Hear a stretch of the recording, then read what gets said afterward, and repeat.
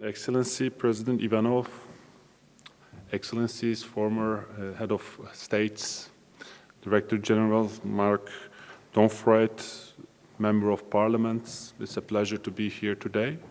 I have responsibilities. I'm the only person who represents the perspective of local authorities. So I will try to do my best in order to, represent what the cities nowadays think, what do their umbrella organizations think. So cities are the nexus of an emerging global policy networks today. Mass urbanization makes cities where people live, work, interact, and engage in political matters. As a result, cities have acquired a unique transformative power for our planet. They are extending their capacities to orchestrate collective actions among local actors to deal with global challenges. In this way, cities contribute to the progress of more inclusive, transparent, effective, and legitimate global governance. Municipalities, as the closest administrative unit to the citizens, they have significant institutional capacity and know-how. They are comparatively well-resourced institutions. They know how to manage financial resources to meet citizens' needs. They have human resources. They have ample expertise on providing services to the citizens. They have experience on accomplishing public projects. The level of trust to local governments is higher.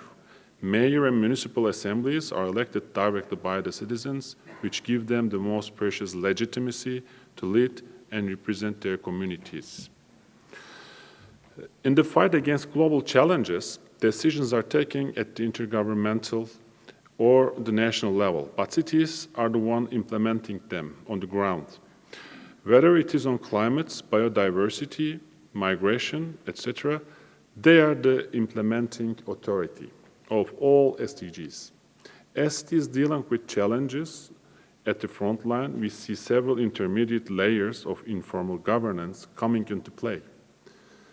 Domains that are normally under the authority of national states now being scaled down informally to the level of local and regional governments.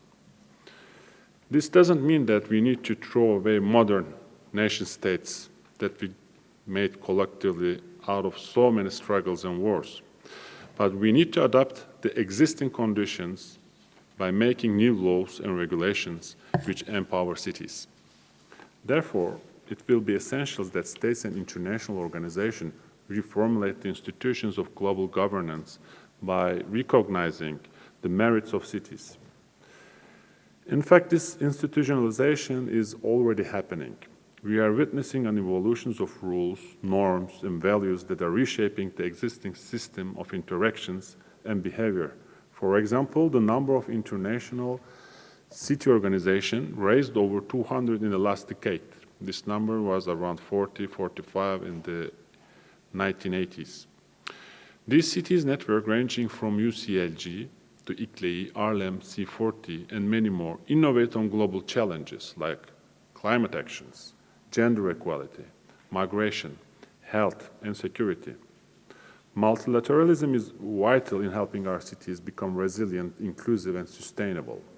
Local governments, their associations, and networks can help deliver on global agendas.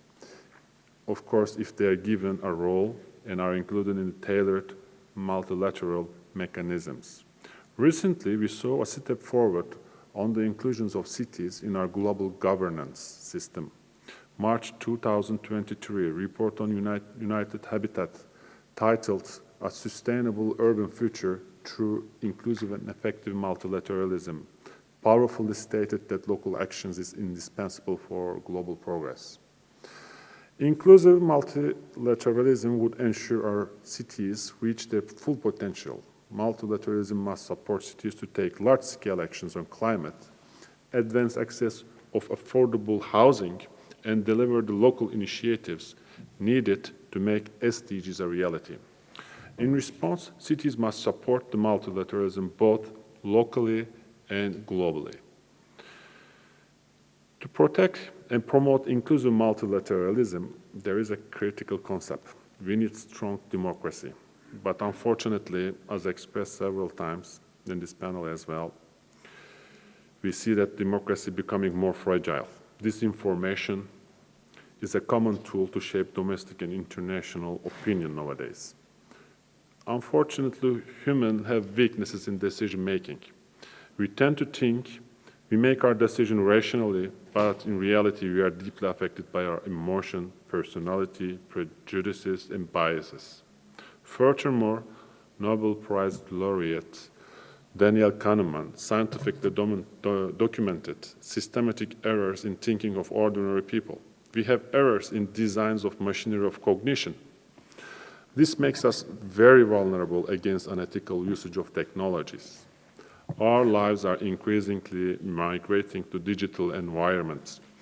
The computational psychologists, look at the term, computational psychologists, now use artificial intelligence, machine learning models, and big data to understand, further nudge and manipulate voters and consumers' behavior. Michel Kosinski, a scholar of organizational behavior at Stanford University, proved that 10 Facebook likes is enough to predict someone's personality as accurately as that person's colleagues.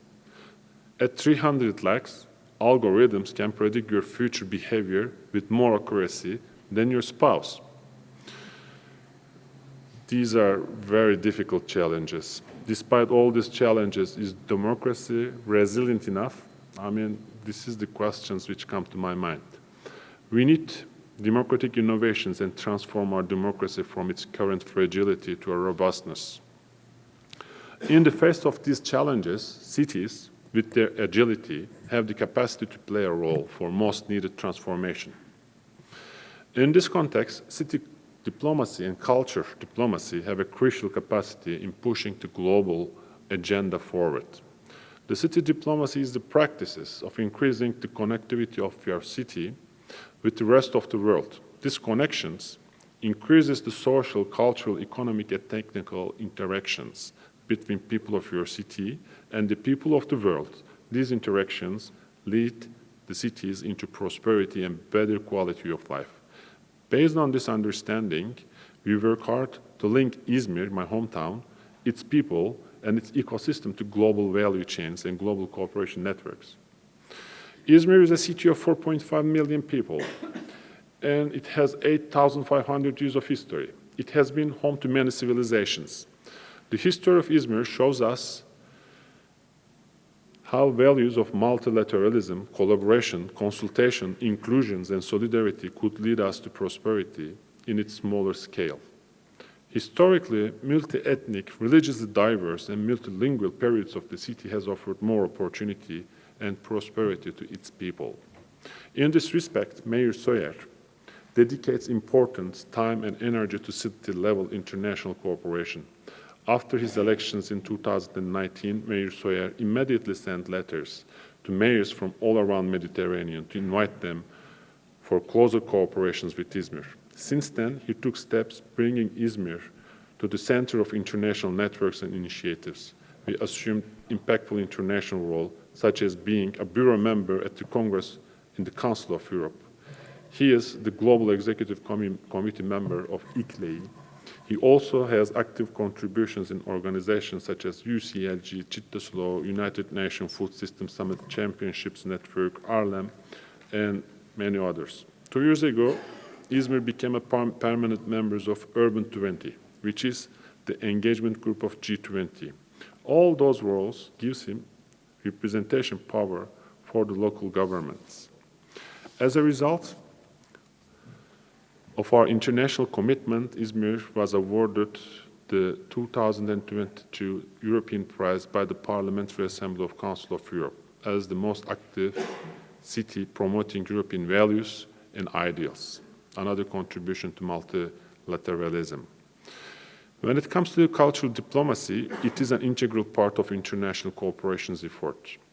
In 2021, Izmir hosted 4th United Cities and Local Government Culture Summit, attracting more than 1,000 city leaders from all around the world. The summit produced a significant output, namely the Izmir Declaration advocating for the role of culture in global sustainable development. SDGs, unfortunately, lack the culture as a priority. However, new multilateralism must take culture as a pivotal element. UCLG Culture Committee has been a powerful advocate for placing culture as the fourth pillar of sustainable development. In the summit, we contributed to this cause together with many cities from all around the world. During the summit, we announced our innovative concept called circular culture. Whatever we do in our lives, be it science, art, sports, or politics, it doesn't matter. Culture is present in all of them. Culture is the mortar that holds it all together. We believe we can build a future. We believe we cannot build a future without defining a culture in a different way. In sum, circular culture rises upon four pillars: harmony with nature, harmony with each other, harmony with the past, and harmony with change. Circular culture is about the holistic transformation, and this is how Mayor Sawyer administrates the city. When I'm coming into an end of my speech, I want to express that all the experiences we gain show us that cities of the world can lead effective transborder collaboration. What we need is a legal, formal, institutional, international structure that supports these endeavors. Such a structure will have to be very well designed because it will change the current opportunity and power balance. It will have to avoid create losers and aim at maximizing the effectiveness of global policy making. For this purpose, the world needs new international regulations and treaties that recognize cities as institutionalized global actors. The United Nations system requires reform starting from United Nations Habitat. The EU and financial institutions should address the issues decisively, just like G7 and G20 does. Like climate change or gender, urbanization must become a cross-cutting issues in all United Nations and multilateral organizations. For a better multilateralism, we should work to make cities a major level in international cooperation. Thank you.